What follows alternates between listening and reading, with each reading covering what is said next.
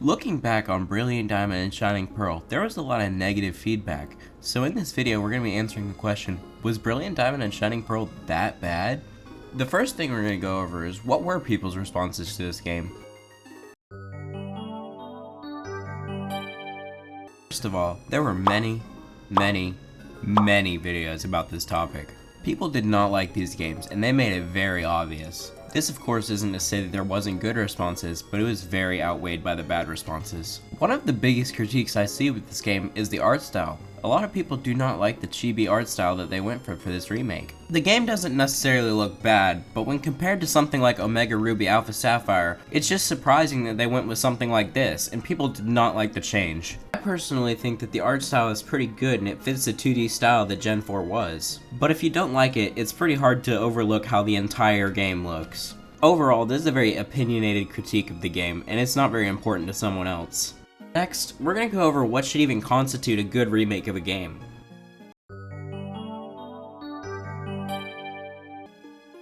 First, I think the adaptation of the new style is a big part of what makes a remake good.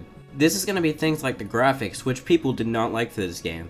I think it adapted to fit the style of the other Switch games perfectly, but that's not really saying much because the other Switch games don't look very good either.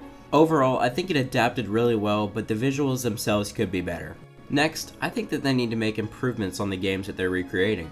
Pokemon Platinum did this perfectly for Diamond and Pearl, but not so much Brilliant Diamond and Shining Pearl. Platinum already did this so well, but none of the features from Platinum were carried over. There's a couple new features for BDSP, but we'll go over those later in the video.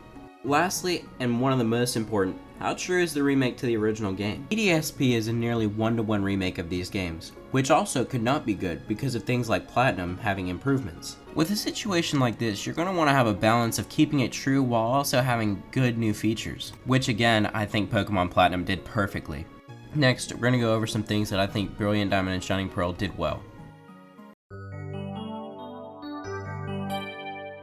Recently with Pokemon games, people have been complaining about them not being difficult enough, but with Brilliant Diamond and Shining Pearl, they raised the difficulty a lot. With the example of the Elite Four, they get competitive based IVs and EVs, they get items and movesets that are all competitively based. Even a professional Nuzlocker, Pokemon Challenges, was able to make the game somewhat hard for himself. This game also had a decent amount of character customization, which looked really good in battle. There's a decent variety between these clothes and they all look pretty good to me. One of the best features of Diamond and Pearl were the ball capsules. These are little stickers that would pop out when you throw out your Pokemon.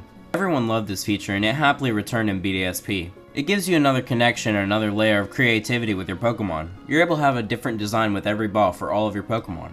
Lastly, I really like that they brought back all of the legendaries and made them available to shiny hunt. There was also the return of OG events such as Darkrai, Arceus, and Shaman. These were some of the first in-game events and they're really cool to see come back, especially with the Arceus event never being officially released. Now, we're going to talk about the bad parts of this game. Something I've been talking about for the whole video is how it didn't have the improvements that Pokemon Platinum had. What were those improvements?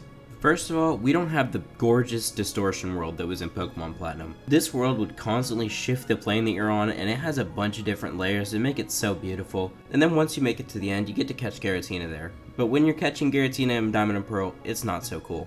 Another thing is all the additional Pokemon that you're missing out on.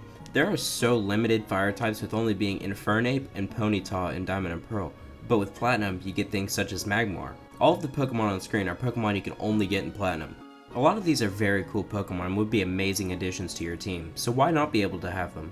The new addition that they were really pushing with this game was the online feature, the Grand Underground. This feature was awful. The Underground in Diamond and Pearl was so awesome and lively, but this feature is just boring. You used to be able to have a cool base where you could set traps and play capture the flag with your friends, but none of that is here. All you have here is placing statues that do nothing. While I think the mining feature is quite fun and pretty cool, the rest of the features are just a shell of what they used to be in Diamond and Pearl. Another feature that you're losing in this game is the Game Corner. It was a nice little slot machine minigame that you were able to play and then buy Pokemon afterwards with the coins you've earned. This was for legal reasons about like children and gambling, but I think it was still a massive loss. Now, we're gonna have a short overview to finish this up. All in all, I think these remakes were decent, but do not live up to something such as Omega Ruby Alpha Sapphire or Soul Silver and Heart Gold. We lost a lot of good features, but we also added some good features. It's not my favorite Pokemon game, but it's definitely not the worst. If you enjoyed, leave a like, comment how you feel about BDSP, and subscribe for more Pokemon videos.